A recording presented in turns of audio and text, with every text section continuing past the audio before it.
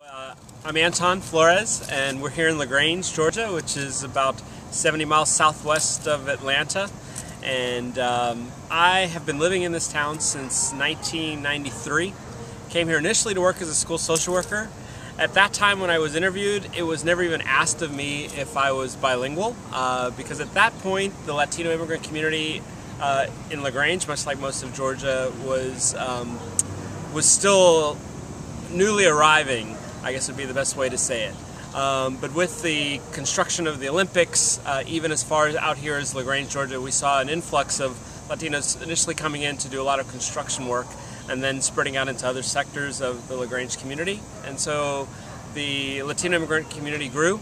I grew professionally and was actually working at the local college teaching social work when my wife and I adopted our youngest son from Guatemala.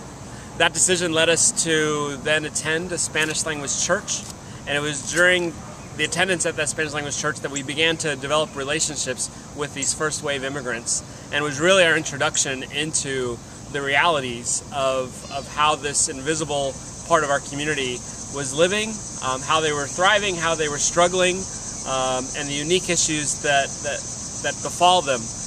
And many of them because of their status, their immigration status, and being unauthorized immigrants. As they began to kind of trust me, and as they knew that I was someone who had kind of a social work background and was bilingual, I began to get more and more kind of people coming to me when they were in some type of crisis.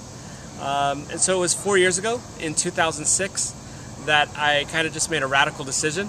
And that decision was to leave my tenure-track faculty position at LaGrange College, and without any thought of compensation, and actually with intentionally saying that I would take no compensation, I decided to walk away from that position and started a 501c3 nonprofit organization called ALTERNA.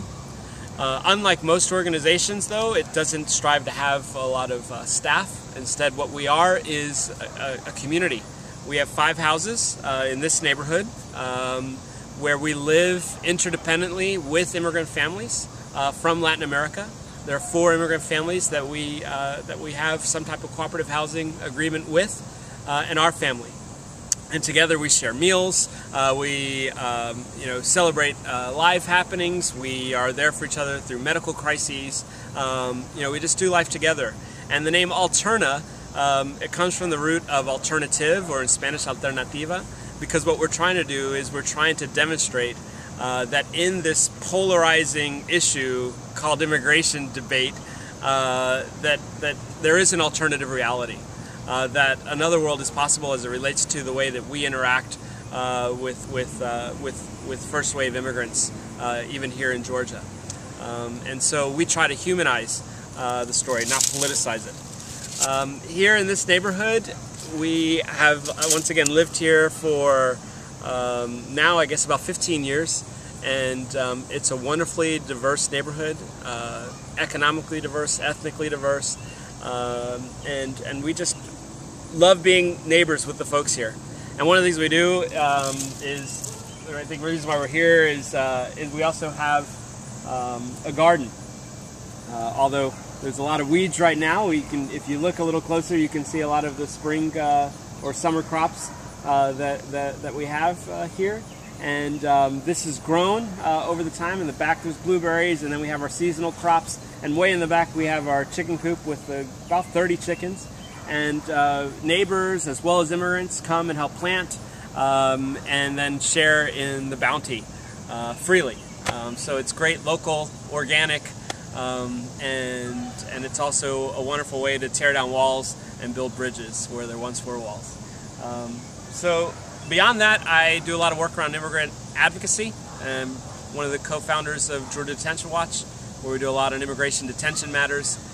We have some programs going on in Guatemala where we're trying to build links between local immigrants and their home communities and local residents. So I lead a lot of kind of social justice service learning tours to Guatemala.